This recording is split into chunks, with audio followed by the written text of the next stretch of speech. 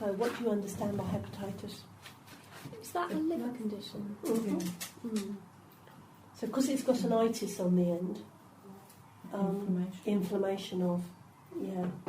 So one of the common causes of inflammation of the liver, of course, are bugs. Mm-hmm. Hepatitis A, hepatitis B, you know, sharing pieces, toothbrushes, and goodness knows what else. And of course, they're very infectious. The hepatitis ones are, and you can get jabs against them. Most of them these days.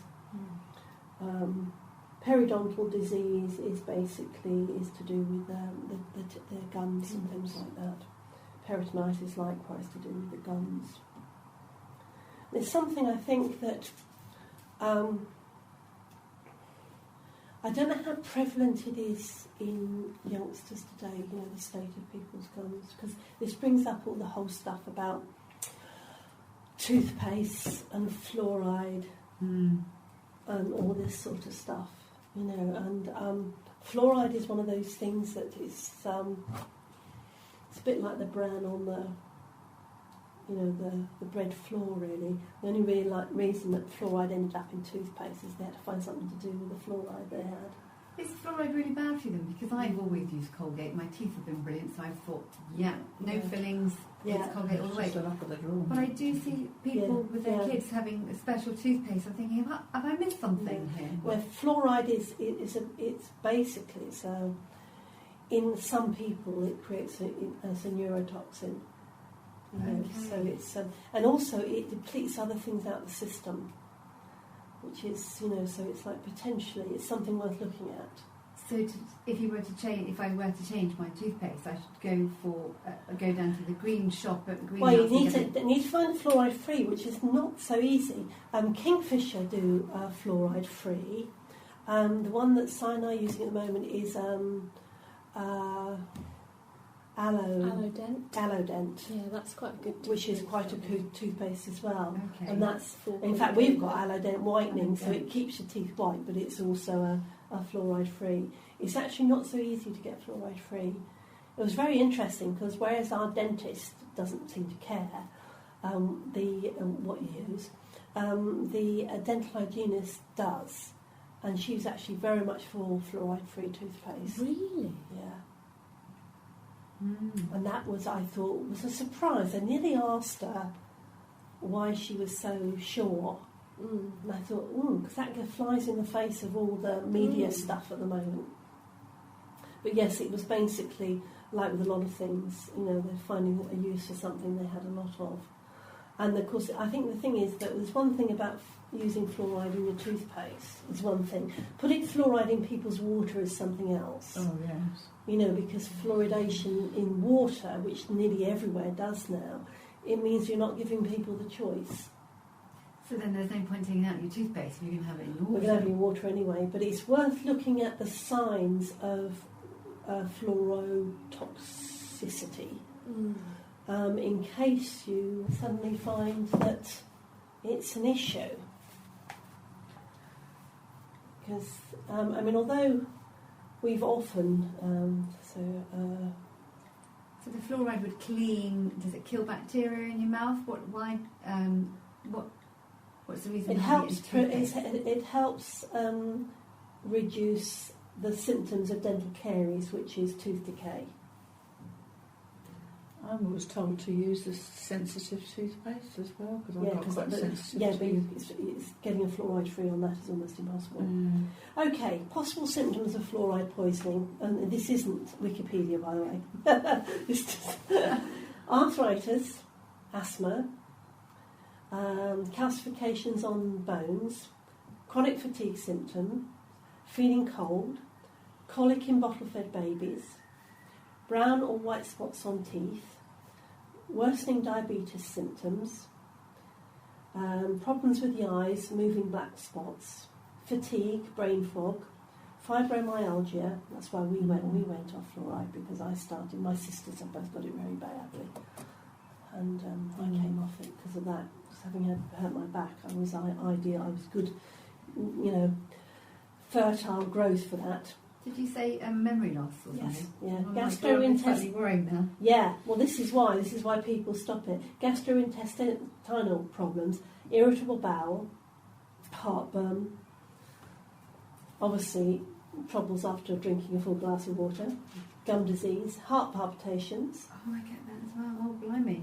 Skin problems, hives, teeth loosening, thyroid. Yes, that's the other reason I don't. It's because it affects your thyroid function. Okay, and it basically says that is about 1% of the population is hypersensitive to it. So in other words, definite no. Okay, so that'll give you an idea. Now have fun. Let's just see what Wikipedia says. I try to avoid Wikipedia as much as possible. Can't always do it. Mm-hmm. Acute toxicity is bone deformations. So fluoride is a base for insecticides and they got here rodenticides, but you know what I mean, mice and rat poison. Yeah. Mm. It says about 30% of children exposed get symptoms. Okay. And yeah. Do water filters take it out of tap water? I think some of them do, yes. Yeah. You have to check the manufacturer. Yeah. Must clean my filter a bit more regularly. Yeah. Yeah, and here it says bones, kidneys, teeth, and thyroid are the most So, obvious.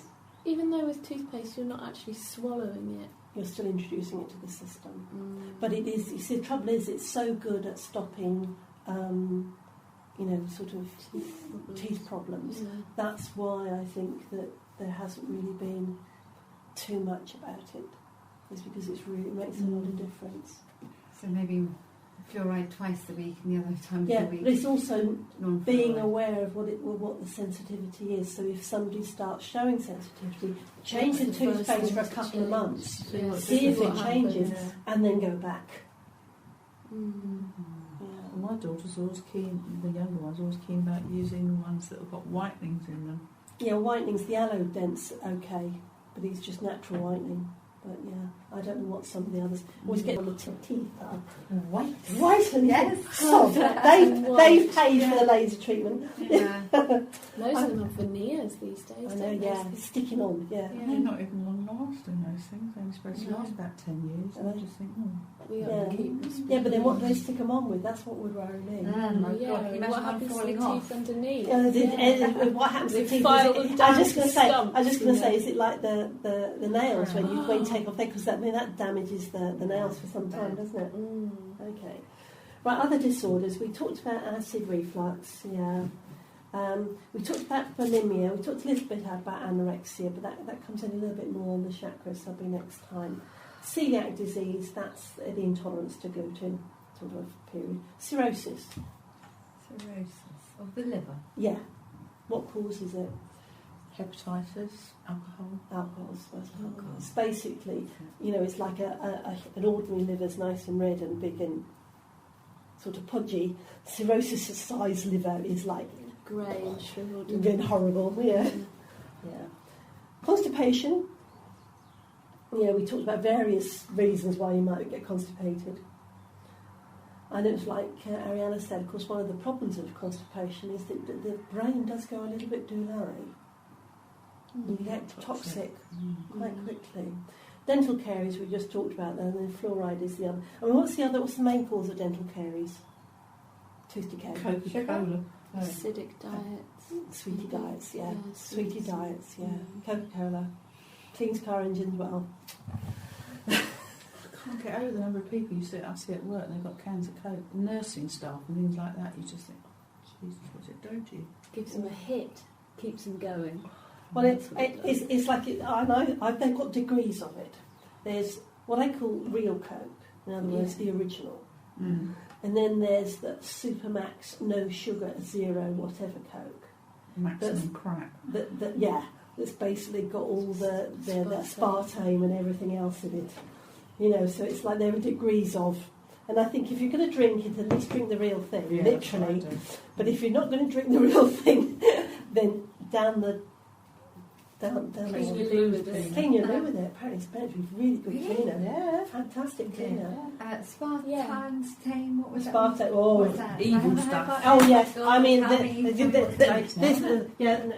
chance will be a fine thing. Oh, isn't it? No. This is one of the things. Prescribe it. This is one of the things that we cover when we're talking about food politics. Okay, so aspartame. It's also now called NutraSweet. Oh God, and there's another name which is in your notes for weekend after next. So basically, here you have a sugar that's not a sugar that fools the taste buds on the tongue temporarily. So when it first hits the taste bud, it tastes sweet, and then the aftertaste is actually bitter. Yeah. It's used because it's got 0 calories, all right, but it's a Monsanto product. Oh, no wonder. Sorry, it's a Monsanto. Is that a big company? GM products? No, they're the GM. They're the people that America has just passed a law to stop giving them free reign. Right. Because they're a really big company. God, I nearly went to work for them when I left school. Really big company, and they've got fingers everywhere. But they have pushed. They got aspartame through the FDA, which is the American food system. By the back door. Seriously, by the back door. Aspartame it's an excitant. It's a neural excitant. So what you don't want is someone with ADHD down in coke, because you're going to get double the load of overload on the brain. Just ordinary fizzy water used to drive my daughter. Now, some things that are okay, sugar's sugar. If you're going to have sugar, you have sugar. The only other safe one that's around at the moment, and it's a natural plant-based, is stevia.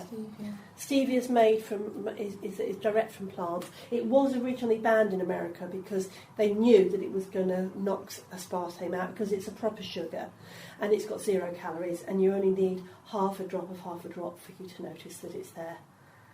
Okay, and that's safe. So ordinary sugar, the body knows what it is. Stevia, the body knows what it is. Hell, I hope in hell they've identified those two. I read that fascinating article about the lady who had, was it MS? Oh, he says a friend of mine, a school friend of mine was in that situation. She was in a wheelchair. Yeah. She lives in Texas now. She's another Sue. I was at school with her during my senior years. She was in a wheelchair. Same as that there. Yeah. And somebody suddenly said to her, she's completely incapable of doing anything. Somebody said to her, stop drinking Coke. Stop drinking Coke? Yeah, and it was aspartame. So she stopped drinking and then she got better? She got poisoning. Yeah, it was poisoning. She's absolutely fine now. She was in a wheelchair, and the lady, they thought it was MS. It was not MS, it was aspartame. It's plastered all over Facebook. Yeah. Facebook's great for getting stuff out there. Yeah, if you want to release, and it's stuff like that. Those of us who are sort of in the information, we push that stuff out very, very fast. But yeah, really not good. But of course, it's because it's not sugar. It means that people can drink it without it rotting their teeth. Supposedly, well, certainly Coke with phosphoric acid is going to do its job anyway. But the point is, you haven't got the sugar present. So you actually find, one of the scary things is when Beck and Rich and 2 grandsons were down over the summer, they bought some Robinson's concentrate orange juice, and they used about half it, left half of it, and I went to sort of spot, so I'll have a drink, and I went and picked it. And there it is. In Robinson's? In Robinson's, aspartame, so glug, glug, glug, went down the sink. Anything that's got no added sugar in it, basically, on the label. And then it's got aspartame in it. You're better off to have full sugar. It might be in your Colgate toothpaste as well. Yeah. And you start to really look. It's like I like tonic water, but I have full-on tonic water with sugar. Because it's got aspartame in it. Because the diet stuff's any diet stuff's got aspartame in it. Oh, no. And even some of the stuff when it says low sugar or no sugar, no added sugar. No added sugar. Yeah. It's one of the labelling backhanders of actually saying it's no added sugar. It means it's probably not got any sugar in it, but it's got aspartame in it. Okay, all right. So yeah, this comes up under food politics because there's a lot going around at the moment. But yes, the reason it's pushed is because it reduces dental caries, it reduces tooth decay. And there's a reason why fluoride toothpaste is pushed, and realising fluoridated water is pushed because it reduces tooth decay. Do a few other things as well is irrelevant. Diarrhoea we spoke about. So many causes of diarrhoea. I mean, you could probably write. You could write an essay. I've seen it when people are so constipated they get what they call overflow. Yeah. And you think they've got diarrhoea, and it's not. It's because they're so stacked up. Yeah. Sometimes I've seen them have to have manual evacuation on time. Yes. Yeah. Yes. The answer to that is never allow yourself to get to that state. Or anybody else you know to get to that state. Hit the porridge. Because now you know that it's no good just doing you've got to have something that's going to get everything rhymthmically working. It's not something that's going to shoot a gap through the middle. You've got to get the whole thing working. So it's fibre, but it's lubricated fibre. That is what you want with someone in that situation. That's one of the laxatives that the doctors give out. If you don't drink enough water with it, it bungs you up as well. Yeah. Well, a lot of things. We're having enough psyllium water. husks is like that too. Yeah, you have a lot of water. Onion seed, if you don't drink enough water with it. Yeah, well, that's why I say porridge is your safe bet. Yeah. Because the thing about porridge, that even if you've got someone who's a diabetic, all right, they can do porridge. It's quite sweet to taste. Yeah. Anyway, the only problem you're going to have is if someone has got gluten problems, right? And then you're going to have a problem. You You can can't buy get gluten-free porridge. And that will be the time when you would hit the gluten-free ranges. Yeah. Yeah. And I don't think they don't do anything to take gluten out of it. No. They just... Well, it's like that, we hit brown rice. You overcook brown rice. Oh, I'll hit the rice. Hit the rice. Yeah, overcook brown rice till or make a brown rice pudding. Brown rice pudding with some dried figs soaked in it and some raisins soaked some in flax seeds on top. Flax seeds on top. But the thing with that is it's lubricated absorbency, and that's what you need. It has to be that slurpy whole stuff to do the job.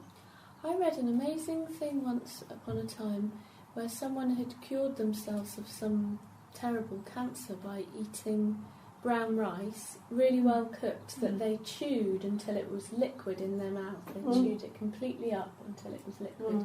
I know, because the thing with that is brown rice Detox is a fantastic detox. It just takes... It's like oats as well. It's when you've got it to that point, because they're second chakra foods. If you want to detox something out of the system, that's what you use. Say when you can allocate your foods to chakras and functions, it's very easy to actually work out if you need to detox is what you need to do with it. And they're the two, basically. I like brown rice too. Yes, I quite like that. Actually, I quite like blown rice. You know what I mean? Overcooked rice, yeah. Okay, food allergies, food intolerance, we have mentioned, but that comes up. Food poisoning, that we haven't done. The other three, those two, jaundice we haven't talked about. We have talked a little bit, saying that when the liver doesn't work, it goes yellow. That's jaundice. Talked a little bit. What's the most well-known food poisoning? Salmonella. E. coli. E. coli. It's the one that sits in rice. Can't think of the name of the one. Campylobacter. Yeah. Yeah. Well, the most common of those are salmonella, of course. And of course that's passed easily through any food, whatever. Symptoms of salmonella? Both ends. Yeah, and? Fever. Can be chronic muscle aches. Really bad. Whole body? Not necessarily. But cramping in here. But really bad sore muscles.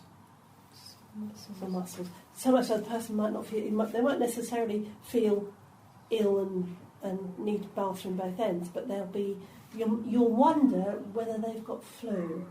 Not that they're running a temperature, it's just the aches. Yeah? I mean, basically salmonella, if it's really bad, it's an antibiotic job. If personally get it, I take homeopathic salmonella if I think I've been... Or it's a peppermint oil capsule does wonders down the hatch. Mm. Yeah. What was it that she used to say? Oil of cloves. Take cloves capsules with you when you go overseas. Yeah. And there's also people like BioCare do proprietary things that you can use for travelling that also will do the trick. That have got oregano. I use oregano and ginger and things like that in that are actually really good. But if you can't carry essential oils, then you can carry the capsules without any problem. Yeah. So, but it basically... That oregano oil is fantastic. Oregano is brilliant, and you think people don't realise what they put in their pizzas. I put it in everything. Oregano oil, it's amazingly powerful antibiotic, antiseptic, anti-everything, antibacterial. Yeah. Antiviral as well. Yeah. I took it for Candida. My partner's had shingles recently. Oh, yeah, that's a good one. Yeah. I gave him that and it helped him lots. Yes. You gave him the herb, or did you do something with the oil? Did you massage the oil in? Did you say? No, the oil is incredibly strong. It's like it'll burn, it's really, really burn the skin if you get put it in the a skin neat. It's usually sold in a carrier. Yeah. There's also as well is there's people like these people here. They do oregano complex that was ostensibly sold for treatment of Candida. Oh, right. But we found is very good for travelling. Yeah. But they now also do a traveller's capsule, which has also got oregano in it. And I think the one we use is oregano, ginger, wormwood, and clove. Absolutely hits most things dead. In other words, you don't have to resort to antibiotics. I mean, even if you're quick and you've got a bit of faith in what you can do. I mean, I've treated myself for Campylobacter with tea tree on the tongue, followed by peppermint on the tongue. You know, because tea tree kills the bugs dead, but only kills the bad bugs. And the peppermint oil, of course, calms all the pain, the system down. Also stops the pain of, because when peristalsis gets out of sync, that's when you get the gripes. It's when that's going all over the place. That's when it hurts, because it's not a rhythmical thing. I mean, treatment for Campylobacter and E. coli is heavy-duty antibiotics. And if you want to read the bit of paper that comes with it, you might decide you don't want to take them. It's one of those. Because, of course, E. coli, if it's left untreated, goes for the kidneys anyway. I'm not sure what happens to Campylobacter, but your Campylobacter is probably... Campylobacter is waterborne, so it tends to be bad water. Of course, E. coli is someone handling food that haven't washed their hands after they've been to the loo. A lot of people, when they've had a Chinese or something, and they say, "Oh, I've had, jippy tummy from that," it's the rice, not the meat or anything else, because you shouldn't reheat rice. Yeah. If you don't finish it off, chuck it. Yeah. Because it can be full of it. Yeah. So food poisoning is an interesting area. I mean, it comes down to food safety and food hygiene. But like I said, probably the best ways of dealing with it are the natural herbs, if you can. Because the trouble with antibiotics, you take antibiotics, it kills the good bugs and the bad bugs, which is why you need to then take your probiotics after your antibiotics to get your gut flora. And of course, you now know that you've got to take an awful lot of probiotics to get past the stomach. Interestingly enough, a traveller's trick for food poisoning when you're travelling is Coca-Cola. That's right. Yes, it I was going to say. Yes. And you know why it works? It's a really good rehydrator. Flat Coke. Yeah, that's right. Flat Coke. If you've had tummy bug and you need to rehydrate, Flat Coke is the best out. And it's really sad to say it, but it works. But it's got to be proper Coke, not aspartame Coke. It's got to be. Yeah, I can vouch for that, unfortunately. Yes, having had various things when I've been thinking, oh, damn, it's the Coke moment. But it's realising that it does have its place as a therapeutic food. But it's realising, but it has to be flat. No good if Do you take the tablets before you eat? Because my kinesiologist said always take it before your meal. What's that? What's it? Like I used to take the oil of cloves capsule before you eat. Yeah, it's got to go down. It's got to go down with the food on top. Yeah. So with anything like that, or any of the things you'll take when you're dealing with stomach problems, is before you eat. or even sometimes half hour before you eat, Yeah. so that it gets past the stomach before you hit it with food. But certainly things like oregano oil, the capsules, peppermint capsules are an absolute godsend to have. Yeah. The reason being is in capsule form, the peppermint oil doesn't get released until it gets down to the stomach. Yeah, so it works really, really well. The sort of thing there's a standbys for home safety. Kit. It's really worth knowing all these, and also things that people can go and do for themselves, and they're going to be perfectly safe. And I think that's the other thing. I'm quite sure actually if you brewed up an oregano herb tea, even from dried oregano leaves, you're still going to get some pretty good hit on that. Yeah. When you think if you have peppermint tea, I've got fresh peppermint in the garden, and you put a few leaves of that in the water. You don't need much. Woo! Yeah, exactly. And I think the same with goes for oregano. You can easily do it the same with it, and you'll get the same hit. But it's certainly, the other classics for good digestion are ginger, of course. Yeah, ginger's universal. If you're going back to the history, Ayurveda, Chinese, it's ginger across the board because it warms. Right, and so what happens when people don't digest well is that this gets cold. I'm very prone to cold digestion, being a very heavy vata. And it's like in the winter, I don't have cold anything. Yeah. Because I just haven't got enough fire energy. Digestive fire to actually do it. With science, digestive fire is like off the scale, but mine's like not good. Whereas, so I have to make sure. It's salad at room temperature, not from out the fridge, for example. And it's like not lots of ice cream, and making sure that that food, I need warm food, and it's understanding again. That's you learn what your system needs, and if you have a family, it's learning what their systems need. Yeah. Because not everybody is happy living on salads all summer. That would be another recipe for me not being very well. Yeah, I eat soup all summer without any problem, but not salad. But yes, learning how your system's put together. Turmeric's another spice that's good all the time too. Yeah, turmeric's it's got the curcumins in it, which are really, really good. And you can get turmeric as a digestive supplement these days. Of course, garlic. No, yes. Coming out your ears. Garlic. Although Ayurveda would say that not for everybody. Yes, and I think you'll find if you talk to people, they will tell you that as well. Especially if they've got problems with the onion. Because I was taught that it's a medicine. You should use it as a medicine, not as a food. You shouldn't cook it. You should have it raw. Yeah, because that's a classic one aspect of Ayurveda. I know it's not across the board in Ayurveda. There are some cookings that they wouldn't use garlic at all. They would do asafoetida instead. Yeah, well, all the cooking I was taught was asafoetida. And no garlic, no onion. Yeah. Asafoetida, I don't know what that means. It's quite a nice herb that is used a lot in Indian cooking. Not particularly the high spicy stuff, but more the fragrant stuff. It's actually very nice. It really helps with digestion of proteins. Yeah. So they put it in lentil and dal, bean dishes, that sort of thing. It's really nice. It's worth playing around with. Hing. It's also Hing.